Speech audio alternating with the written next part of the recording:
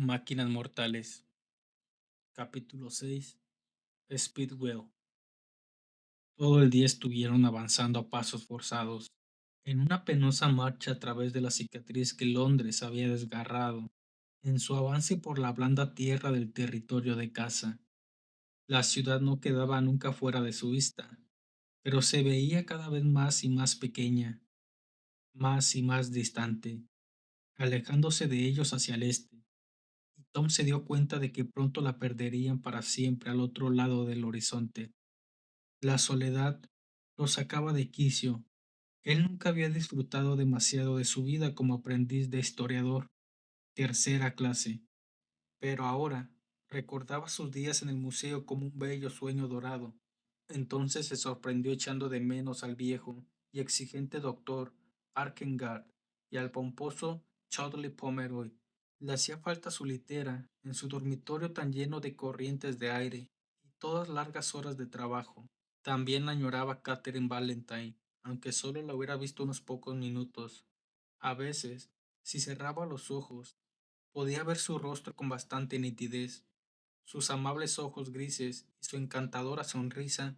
Estaba seguro de que ella no sabía la clase de hombre que era su padre. Mira por dónde andas, le reprochó Hester Shaw, y él despertó de sus ensoñaciones y se dio cuenta de que había dirigido casi al borde de una de las profundas marcas de las cadenas transportadoras de Londres.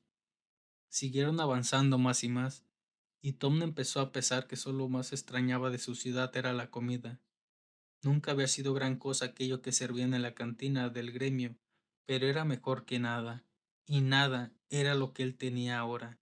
Cuando le preguntó a Hester Shaw de qué se suponía que irían a vivir allá afuera, ella simplemente le dijo: apuesto a que te gustaría no haber perdido mi mochila, muchacho de Londres. Tenía una excelente carne seca de perro guardada en la bolsa. Al caer la tarde se tropezaron con algunos arbustos grises y anodinos que las huellas de Londres no habían terminado de enterrar. Hester arrancó algunas hojas y las convirtió en una especie de pulpa machacándolas con dos piedras.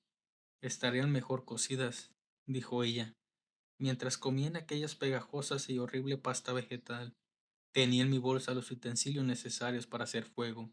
Luego, ella cazó una rana en uno de los profundos charcos que ya se estaban formando en las huellas en forma de ininterrumpida cinta militar que había debajo de Londres a su paso. No le ofreció nada a Tom, y él trató de no mirar mientras ella comía. Aún no sabía qué hacer con Hester. Permanecería silenciosa la mayor parte del tiempo, y le echaba tan feroces miradas cuando él trataba de hablarle, que pronto él también aprendió a caminar en silencio. Pero a veces, de forma brusca, ella comenzaba a hablar. La tierra se está elevando, pudo decir. Eso quiere decir que Londres tendrá que ir más despacio. Gastaría demasiado combustible si fuera a velocidad completa en un tramo cuesta arriba. Luego, 1 o 2 horas más tarde, mi madre solía decir que las ciudades de extracción son algo estúpido. Decía que hubo una razón para justificar su existencia hace 1000 años, cuando se produjeron todos aquellos terremotos y volcanes, y los glaciales avanzaban hacia el sur. Ahora continúan rodando de un lugar a otro y engulléndose las unas a las otras, porque la gente es tan tonta que no sabe detenerlas. A Tom le gustaba oír lo que ella decía cuando hablaba, incluso aunque pensara que su madre no andaba lejos de haber sido una peligrosa antitraccionista. Pero cuando él trataba de mantener la conversación que había iniciado, ella se callaba de nuevo y levantaba la mano para taparse la cara. Era como si hubiera dos muchachas distintas con el mismo nombre y que compartían también el mismo pequeño cuerpo. Una, la sombría vengadora que solo pensaba en matar a Valentine. La otra, la despierta, inteligente y agradable muchacha, a quien él a veces sorprendía mirándolo a escondidas detrás de aquella máscara que le daba su cicatriz. Se preguntaba si no estaría allí ligeramente trastornada. Ver cómo asesinan a tus padres ya sería suficiente causa para volver loco a cualquiera. ¿Cómo sucedió? Le preguntó con suavidad. Quiero decir, tu padre y tu madre. ¿Estás segura de que fue Valentine el que... Cállate y sigue andando, le contestó ella. Pero tiempo después de que anocheciera, Mientras se acurrucaban en un hueco de barro para protegerse del frío viento de la noche, de repente, ella comenzó a contarle su historia. Yo nací en la tierra desnuda, dijo, pero no era como esto. Viví en Oak Island, en el lejano oeste. Fue parte del territorio de casa durante algún tiempo, pero los terremotos sumergieron toda la tierra a su alrededor y se formó una isla demasiado alejada de la costa como para que alguna ciudad hambrienta pudiera atacarla, y demasiado rocosa para que las ciudades anfibias se pudieran acercar a ella. Era maravillosa, verdes colinas y grandes protuberancias de roca, y los arroyos corriendo por los frondosos bosques de robles, grises por los liquines, con los árboles cubiertos de ellos, como un insurto perro viejo. Tom se estremeció. Todos los londinenses sabían que solo los salvajes vivían en la tierra pura y dura. Yo prefiero una hermosa plataforma firme bajo mi cuerpo, dijo. Pero Hester pareció no oírle. Las palabras seguían saliendo reveladoras de su boca torcida, como si no tuviera ninguna otra posibilidad al respecto. Había una ciudad allí llamada Doormine. Fue móvil al principio, pero la gente se hartó de estar escapando todo el tiempo de ciudades mayores, así que la pusieron a flotar para dirigirla a Oak Island. Luego le quitaron las ruedas y los motores y la encajaron al pie de una colina. Lleva ahí 100 años o más, y cuesta trabajo imaginar que un día lejano, en el pasado, solía moverse. Pero eso es horrible, dijo Tom casi en un jadeo. Es claramente antitraccionista. Mi padre y mi madre vivieron abajo, cerca del camino durante un tiempo, siguió ella, casi sin dejarlo terminar. Tenían una casa al borde del brezal, donde se mete el mar. Papá era granjero y mamá historiadora, como tú, solo que muchísimo más inteligente que tú, naturalmente. Ella se marchaba volando en su aeronave cada verano a las excavaciones de antigua tecnología, pero en el otoño regresaba a casa. Yo solía subir a su estudio del ático en las noches de invierno y comía queso con pan tostado mientras ella me contaba sus aventuras. Y entonces, una noche, hace 7 años, me desperté en mitad del sueño y oí voces arriba, en el ático, discutiendo, así que subí por la escalera y miré, y Valentine estaba allí. Yo lo conocía, porque era amigo de mamá, y solía hacernos visitas de vez en cuando, siempre que pasaba por allí, solo que aquella noche no se estaba comportando muy amigable que digamos. Dame la máquina Pandora, decía. Dame la medusa. Él no vio que yo lo observaba. Me encontraba en penúltimo peldaño de la escalera mirando hacia el interior del ático, demasiado asustada para subir y demasiado asustada para volver sobre mis pasos. Valentine me daba la espalda, y mamá estaba plantada de pie frente a él, sujetando la máquina, y le dijo, Maldito seas, Dios, yo la encontré y es mía. Y entonces Valentine desvainó su espada, y él se detuvo para tomar aliento. Quería detenerse, pero estaba en la cima de una ola de recuerdos que la llevaban de vuelta aquella noche, a aquella habitación, y a la sangre que había salpicado las cartas estelares de su madre, como el mapa de una nueva constelación. Y luego él se volteó y vio que lo miraba. Vino hacia mí, y yo me eché hacia atrás, de forma que su espada solo me acertó en mi rostro, pero caí escaleras abajo. Debió de pensar que me había matado. Oí que se dirigía a la mesa de trabajo de mamá y empezó a revolver los papeles que había allí. Yo me levanté y eché a correr. Papá yacía en el suelo de la cocina. También él estaba muerto. Hasta los perros habían muerto. Salí corriendo de la casa y vi la grande nave negra de Valentine, anclada al fondo del jardín, con sus hombres esperando. Ellos se lanzaron en mi persecución, pero escapé. Corrí hasta el cobertizo de las barcas y me metí en la lancha de papá. Pensé en llegar hasta Dourman para pedir ayuda. Yo era aún pequeño y pensaba que un médico podría ayudar a papá y a mamá, pero me encontraba tan débil por el dolor y toda la sangre. Desaté la lancha como pude y la corriente la arrastró hacia afuera. Lo siguiente que recuerdo es que me despertaba en la costa del territorio de casa. He vivido en la región exterior desde entonces. Al principio, no recordaba demasiadas cosas. Cuando él me abrió la herida en la cabeza, algunos de mis recuerdos se hubieran desperdigado por ahí, y el resto formara parte de un verdadero embrollo, pero lentamente comencé a recordar. Y un día recordé claramente a Valentine y lo que había hecho. Fue cuando decidí venir a buscarlo y matarlo de la misma forma en la que él había matado a mis padres. ¿Qué era aquella máquina?, preguntó Tom. Aquella llamada Medusa, o como se llame. Esther se encogió de hombros. Estaba ya demasiado oscuro como para poder verla, pero la halló encogerse de hombros, la curva de sus hombros moverse por dentro de su sucio abrigo, algo que encontró mi madre, vieja tecno. No parecía importante, como un balón de metal, todo abollado y estropeado, pero por eso fue por lo que él la mató, hace 7 años, susurró Tom. Fue entonces cuando el señor Valentine se convirtió en el jefe del gremio. Dijeron que él había encontrado algo en la región exterior y que Chrome estaba tan contento que lo ascendió por encima de las cabezas de Chotley Pomeroy y el resto. Pero nunca oí decir qué era lo que había encontrado, y nunca antes había oído hablar de Medusa. Hester ya no dijo nada. Al cabo de unos minutos empezó a roncar. Tom se quedó despierto, sentado durante bastante tiempo, dándole vueltas y vueltas en la cabeza a la historia que ella le había contado. Recordó cuando soñaba despierto y aquellas fantasías que le ayudaban a soportar los largos y tediosos días en el museo. Había soñado que estaba atrapado en la región exterior, con una bella muchacha tras las pistas de algún criminal asesino, pero nunca había imaginado que aquello sería tan húmedo y tan frío, o que le dolerían tanto las piernas, o que el asesino fuera el mayor héroe de Londres. Y en cuanto a la bella muchacha, dirigió su mirada a la ruina chata de rostro de Hester, bajo la pálida luz de la luna, y a su aspecto ceñudo. Incluso mientras dormía, la entendía mejor ahora. Ella odiaba a Valentine, pero se odiaba a sí misma mucho más, por ser tan fea y por seguir aún viva cuando sus padres estaban ya muertos.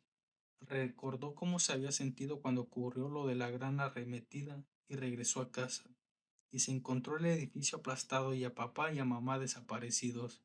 Llegó a pensar que, de alguna manera, todo había sido su culpa. Había albergado un enorme sentimiento de culpa por no haber estado allí para morir con ellos. Debo ayudarla, pensó. No voy a dejar que la mate el señor Valentine, pero tengo que encontrar la manera de averiguar toda la verdad, si es que es la verdad. Tal vez mañana Londres haya reducido un poco la velocidad y la pierna de Hester esté mejor. Estaremos de regreso en la ciudad a la caída del sol y alguien nos va a escuchar. Pero la mañana siguiente se despertaron para comprobar que la ciudad se encontraba incluso más lejos en la misma dirección y que la pierna de Hester estaba peor. Se quejaba del dolor casi a cada paso que daba. Su rostro era del color de la nieve vieja y por entre los vendajes goteaba la sangre fresca, hasta meterse en la bota. Tom se maldijo por haber tirado aquellos trozos de camisa que quedaban y por haber hecho que Hester perdiera su mochila y su bolsa de primeros auxilios. A media mañana, a través de los evasivos velos de lluvia, vieron algo por delante de ellos. Un montón de escoria y ladrillo refractario se hallaba desparramado tras las huellas de las rodadas, donde Londres lo había arrojado el día anterior. Junto a la pista de todo aquello se encontraba atareada una extraña y pequeña población, y a medida que se fueron acercando, Hester y Tom pudieron ver que la gente estaba revolviendo por arriba y por abajo aquel montón de escoria, seleccionando pedazos de metal fundido y fragmentos de combustible sin quemar. Esa visión los llenó de esperanza y apretaron el paso.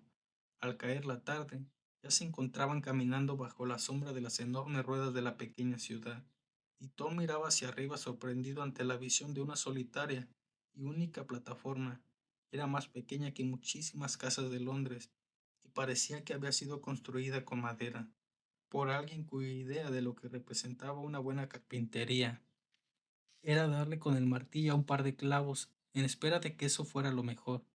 Tras el edificio del ayuntamiento, que más parecía una cabaña o un cobertizo, se erguían los enormes y torcidas chimeneas de un conjunto experimental de motores. Bienvenidos, gritó un hombre alto de barba blanca, descendiendo del montón de escoria con sus mugrientas ropas. pardas agitándose en el aire. Bienvenidos a Speedwheel. Yo soy Orme Warland, alcalde. ¿Hablan inglés? Esther dio un paso atrás, desconfiada, pero Tom pensó que aquel hombre mayor parecía bastante amigable. Se adelantó y le dijo: Por favor, señor, necesito algo de comida y un médico que le eche un vistazo a la pierna de mi amiga. Yo no soy tu amiga, dijo Hester Shaw con desagrado, y a mi pierna no le pasa nada, pero se veía pálida y temblorosa, y su frente brillaba de sudor. No hay médico en Speedwheel. De todas formas, se rió Wakeland. Ni uno. Y en lo que respecta a la comida, bueno, los tiempos son duros. ¿No tienen algo con que comerciar? Tom se palpó los bolsillos de su túnica. Tenía un poco de dinero, pero no veía qué utilidad podía tener el dinero de Londres para Orme Warland. Entonces, tocó algo duro. Era la caja del disco que había encontrado en las entrañas. Lo sacó y se quedó mirándolo por unos instantes con añoranza, antes de entregárselo al anciano. Había pensado regalárselo a Catherine Valentine algún día, pero ahora la comida era más importante. Bonito, muy bonito, admitió Orme Warland, haciendo brillar el disco y admirando sus destellos irisados. No es que tenga mucha utilidad, pero puede valer unas pocas noches de cobijo y algo de comida. No es muy buena comida, no crean, pero es mejor que nada. Y tenía razón, no era muy buena, pero Tom y Hester de todas formas comieron como verdaderas ganas y levantaron de nuevo el cuenco pidiendo más. Está hecha de algas, la mayor parte, explicó Orme Werland, mientras su mujer le servía una segunda ración de aquella inmundicia azulada. Las cultivamos en tinas debajo de la sala de máquinas principal. Es un producto asqueroso, pero mantiene el cuerpo y el alma unidos cuando el botín es escaso. Y entre tú y yo, los hallazgos nunca han sido más escasos. Por eso nos pusimos tan contentos cuando nos encontramos con este montículo de desperdicios que estábamos seleccionando.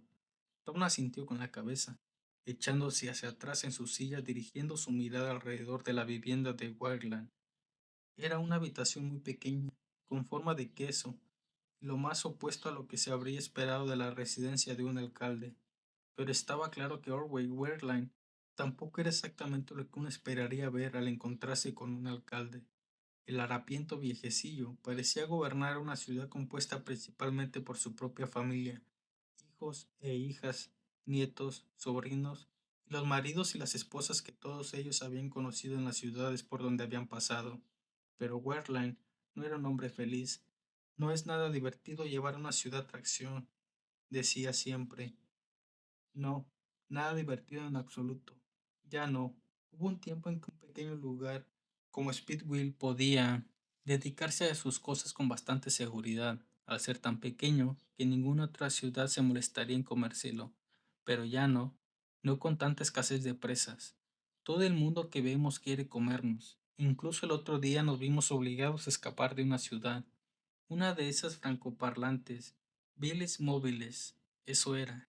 Y, pregunto yo, ¿qué beneficio podría suponer un lugar como Speedwheel para un monstruo como ese? Nos libramos de su apetito por poco, pero nos persiguieron de todas formas. Tu ciudad debe de ser muy rápida, dijo Tom. Oh, sí, convino Wirlin, radiante, y su mujer lo apoyó. 160 kilómetros por hora, a velocidad punta. Eso es lo que hace Werline. Este marido mío es un brujo con esos grandes motores suyos. ¿Podrían ayudarnos? Preguntó Tom, adelantando su cuerpo en el asiento. Necesitamos llegar a Londres tan rápido como sea posible. Estoy seguro de que podrás alcanzarla, y quizá haya más montones de desechos a lo largo del camino. Bendito sea el muchacho, dijo Werline, negando con la cabeza. Lo que Londres tira no merece la pena ir a buscarlo, al menos en estos días. Todo se recicla ahora, que las capturas son tan escasas. Fíjate, yo recuerdo los tiempos en que los montones de desechos de las ciudades solían esparcirse por el territorio de casa como si fueran montañas. Oh, entonces sí que había buenas ganancias, pero ya no. Además, añadió con un estremecimiento, yo no llevaría mi ciudad demasiado cerca de Londres, ni de ninguna otra ciudad. No te puedes fiar de ellos hoy en día. Se darían la vuelta y acabaríamos en sus fauces. lo quieras o no. Chop. No, no. Tom asintió, tratando de no demostrar su contrariedad. Dirigió la mirada hacia Hester, cuya cabeza le caía hundida sobre el pecho y parecía estar dormida o inconsciente. Esperaba que solo los efectos de la larga caminata y del estómago lleno, y cuando se levantó para comprobar que ella se encontraba bien, Werlein le dijo: Te voy a decir una cosa, muchacho. Los vamos a llevar al grupo. ¿Al qué? Al grupo comercial. Es un conjunto de pequeñas ciudades a un par de días de marcha hacia el sureste. Íbamos a ir ahí de todas formas. Habrá montones de ciudades en el grupo, afirmó la señora Werland, e incluso, si ninguna de ellas está preparada para llevarte a ti y a tu amiga a Londres, pronto encontrarán un mercader de aire que podría hacerlo. ¿Paran muchos mercaderes de aire en el grupo? Yo, comenzó a decir Tom, pero se detuvo. No se encontraba muy bien. La habitación parecía oscilar. Luego empezó a girar como la imagen de una pantalla informativa mal ajustada. Miró a Hester y vio que se había deslizado de su asiento hasta el suelo. Los dioses familiares de los Werlein le sonreían desde su pequeño santuario en la pared, y uno de ellos parecía que estaba diciendo con la voz de Orme Werlein: Seguro que hay naves allí, Tom. Siempre hay naves en grupo comercial. ¿Quieres más algas, querido?, preguntó la señora Werlein en el momento en que se doblaba las rodillas. Desde una distancia lejana, muy lejana, la oyó decir. Tardó un montón de tiempo en hacer efecto. ¿No es cierto, Ormey? Tendremos que poner más cantidad la próxima vez, cariño. Luego los remolinos del dibujo de la alfombra se le acercaron al rostro y serpentearon a su alrededor, y él cayó en una profunda somnolencia, tan suave como el algodón y llena de sueños sobre Catherine.